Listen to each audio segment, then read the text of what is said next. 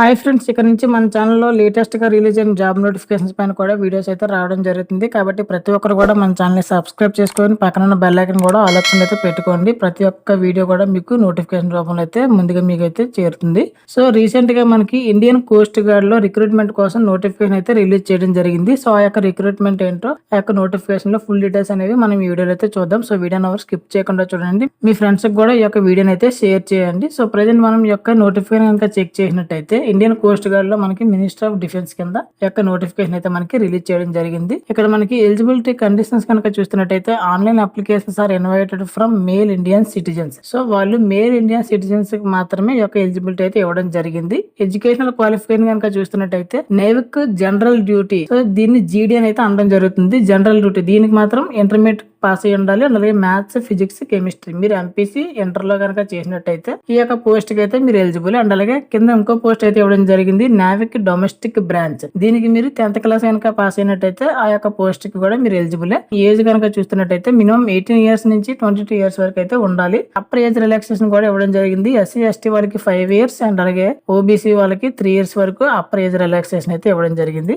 Vacancy కనుక చూస్తున్నట్టయితే ఇక్కడ మనకి నావిక్ జీడీకి జోన్ వైజ్ గా వేకెన్సీ అయితే ప్రొవైడ్ చేయడం జరిగింది. అండ్ అలాగే నావిక్ డీబీకి కూడా జోన్ వైజ్ గా మనకి వేకెన్సీ అనేది ప్రొవైడ్ చేయడం జరిగింది. సో యొక్క వేకెన్సీ మీరు చూసుకోండి. డిస్క్రిప్షన్ లో యొక్క నోటిఫికేషన్ కూడా ప్రొవైడ్ చేస్తాను. అండ్ అలాగే ఎలా అప్లై చేసుకోవాలో లింక్ కూడా డిస్క్రిప్షన్ లో ఇస్తాను. సో అక్కడ నుంచి మీరు అయితే అప్లై చేసుకోవచ్చు. ఇక్కడ మనం సెలక్షన్ ప్రాసెస్ కనుక చూస్తున్నట్టయితే ఈ యొక్క సెలక్షన్ ప్రాసెస్ మొత్తం 4 స్టేజెస్ లో అయితే జరుగుతుంది. సో 4 స్టేజెస్ ఏంటో చూద్దాం. ఇక్కడ మనకి ఫస్ట్ స్టేజ్ కనుక చూస్తున్నట్టయితే కంప్యూటర్ బేస్డ్ ఆన్లైన్ ఎగ్జామినేషన్ అనేది మనకి స్టేజ్ 1 గా ఉండడం జరుగుతుంది. సో ఈ యొక్క కంప్యూటర్ బేస్డ్ ఎగ్జామ్ అనేది మనం ఫస్ట్ అయితే రాయాల్సి ఉంటుంది. నావిక్ డీబీకి రిటన్ టెస్ట్ సెక్షన్ 1 మనకి రిటన్ టెస్ట్ అనగానే కండక్ట్ చేయడం జరుగుతుంది. నావిక్ డీబీకి. నావిక్ జీడీకి మాత్రం సెక్షన్ 1 అండ్ అలాగే సెక్షన్ 2 రెండు సెక్షన్ల వైజ్ గా ఈ యొక్క ఎగ్జామ్ అనేది అయితే కండక్ట్ చేయడం జరుగుతుంది. ఇక్కడ మనం రిమార్క్స్ లో చూస్తున్నట్టయితే passing in section 1 section 2 is separately compulsory. So మనం ఈ యొక్క సెక్షన్ 1 సెక్షన్ 2 రెండు సెక్షన్లు కంపల్సరీగా పాస్ అవ్వాలి నావిక్ జీడీకి. ఇక్కడ మనం సెక్షన్ 1 కనుక చూస్తున్నట్టయితే మాక్సిమం 60 క్వశ్చన్స్ 60 మార్క్స్ 45 మినిట్స్ లో ఈ యొక్క ఎగ్జామ్ అయితే కంప్లీట్ చేయాల్సి ఉంటుంది. మనకి సబ్జెక్ట్స్ కనుక చూస్తున్నట్టయితే మ్యాథ్స్ నుంచి 20 క్వశ్చన్స్, సైన్స్ నుంచి 10 క్వశ్చన్స్, ఇంగ్లీష్ నుంచి 15 క్వశ్చన్స్, రీజనింగ్ నుంచి 10 క్వశ్చన్స్, జీకే నుంచి 5 క్వశ్చన్స్ అయితే ఇవ్వడం జరుగుతుంది. సిలబస్ కనుక చూసినట్టయితే మనకి syllabus class 10th class syllabus నుంచి అయితే ఈ యొక్క క్వశ్చన్స్ అయితే రావడం జరుగుతుంది. సెక్షన్ 2 కనుక చూస్తున్నట్టయితే మాక్సిమం 50 మార్క్స్ 30 మినిట్స్ లో మీ యొక్క ఎగ్జామ్ అయితే కంప్లీట్ చేయాల్సి ఉంటుంది. మ్యాథ్స్ నుంచి 25, ఫిజిక్స్ నుంచి 25 క్వశ్చన్స్ అయితే రావడం జరుగుతుంది. సిలబస్ చూస్తున్నట్టయితే మ్యాథ్స్, ఫిజిక్స్ సిలబస్ మీకు ఇంటర్మీడియట్ నుంచి అయితే రావడం జరుగుతుంది. స్టేజ్ 2 కనుక చూస్తున్నట్టయితే ఫస్ట్ మీరు అసెస్మెంట్ టెస్ట్ అయితే రాయాల్సి ఉంటుంది. ఇది OMR based examination.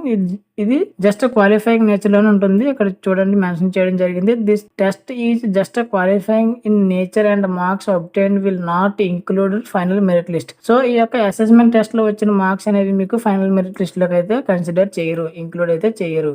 Assessment test complete అవగానే ఫిజికల్ ఫిట్నెస్ టెస్ట్ అనేది అయితే కండక్ట్ చేయడం జరుగుతుంది. ఈ యొక్క ఫిజికల్ ఫిట్నెస్ టెస్ట్ అనేది అందరికీ అయితే కండక్ట్ చేయరు. ఈ యొక్క అసెస్మెంట్ టెస్ట్ లో ఎవరైతే క్వాలిఫై అవుతారో సో వాళ్ళకి మాత్రమే ఈ యొక్క ఫిజికల్ ఫిట్నెస్ టెస్ట్ అనేది అయితే కండక్ట్ చేయడం జరుగుతుంది. ఇక్కడ మనకి డాక్యుమెంట్ వెరిఫికేషన్ అయితే ఉంది. సో ఇది డాక్యుమెంట్ వెరిఫికేషన్ అనేది మనకి ఫైనల్ డాక్యుమెంట్ వెరిఫికేషన్ అయితే కాదు. ఫిజికల్ ఫిట్నెస్ టెస్ట్ కి వెళ్ళినప్పుడు పట్టుకెళ్లాల్సిన డాక్యుమెంట్స్ అయితే ఆధార్ కార్డు లేదా పాన్ కార్డు, ఓటర్ ఐడి లేదా డ్రైవింగ్ లైసెన్స్, పాస్పోర్ట్. సో ఇందులో ఏదో ఒక డాక్యుమెంట్ అయితే మీరు పట్టుకెళ్ళాలి మీ డీటెయిల్స్ మ్యాచ్ అయ్యేటట్టుగా.